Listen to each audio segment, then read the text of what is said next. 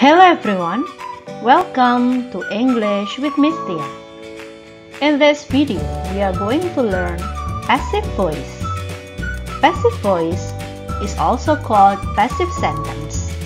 Dalam bahasa Indonesia disebut sebagai kalimat pasif.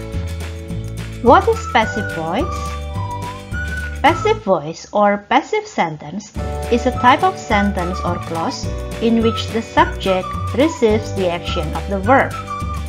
Kalimat pasif adalah jenis kalimat di mana subjeknya menerima tindakan dari suatu kata kerja. Let us see the example. In an active sentence, we can say, I sing a song. Aku menyanyikan sebuah lagu. I is the subject, sing as the verb, and a song as the object. Subjeknya secara aktif melakukan kegiatan, yaitu menyanyi. If you want to make this sentence into passive, so you can say, a song is sung by me. Sebuah lagu dinyanyikan olehku. A song as the subject, is sung as a verb, and by me as the agent. Here you can see the subject receives the action. In bahasa, we call it lagu dinyanyikan.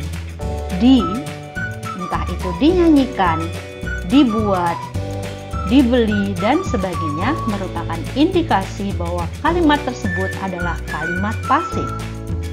Here you can see that the subject receives an action. Subjeknya menerima tindakan. Tindakan dinyanyikan. Now we are going to see the use of passive voice. Kapan kita menggunakan kalimat pasif? First, when we want to emphasize the receiver of an action. Ketika kita ingin menekankan siapa atau apa yang menerima tindakan.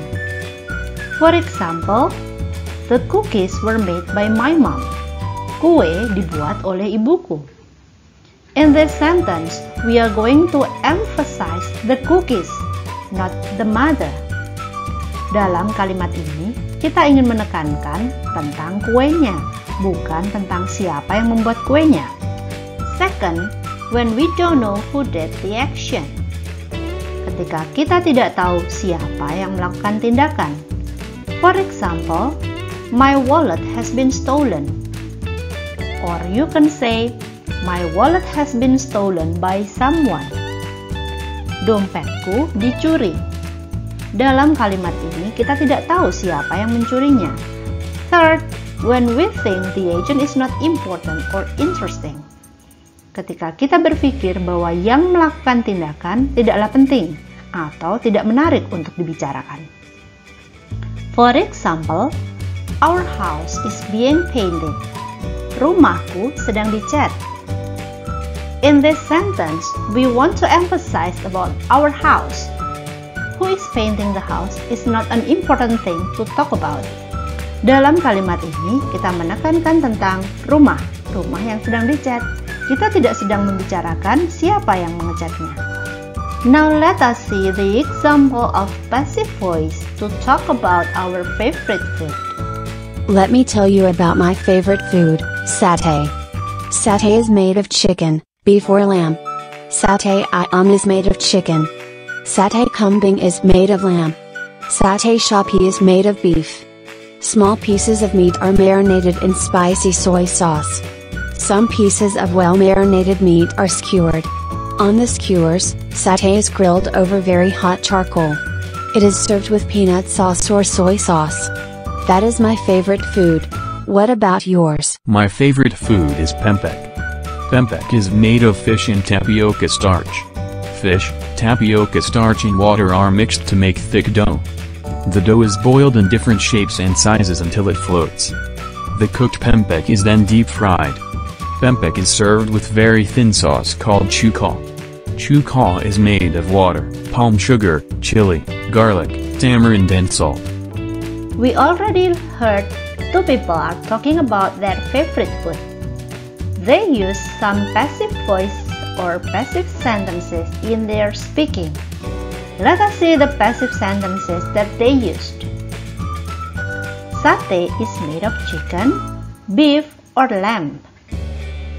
Small pieces of meat are marinated in spicy soy sauce. Some pieces of well-marinated meat are skewered. On the skewers, satay is grilled over a very hot charcoal. It is served with peanut sauce or soy sauce. Pempek is made of fish and tapioca starch. Fish, tapioca starch, and water are mixed to make thick dough. The dough is boiled in different shapes and sizes. The cooked pempek is fried. Now let us see the pattern of the passive sentences. All of these sentences start with subject. After the subject, all of them continued with the red words here. They are all the to be. And they are continued with the purple colored word here. They are all verb 3. This is the pattern of passive sentences. Start with subject, followed by to be, followed by verb 3. Now let us see the difference between active and passive. In the active sentence, in the previous example, you can see I sing a song. I is the subject, a song is the object. And in the passive sentence, it becomes a song is sung by me. A song becomes the subject and by me become the object. Here you can see I in the active sentence will become the object by me in the passive sentence. And a song in the active sentence will become a subject in the passive sentence. So the rule number 1, the difference between active and passive here is subject in active sentence becomes object in passive sentence and vice versa. Subjek dalam kalimat aktif akan menjadi objek dalam kalimat pasif. Begitu pula sebaliknya. As we can see, the subject in active sentence becomes object in passive sentence. There will be some difference in the pronouns when it becomes subject and it become objects. Akan ada perbedaan pada kata ganti benda ketika dia menjadi subjek dengan kata ganti benda ketika dia menjadi objek. The word I will become me. A song is sung by me. You will still become you.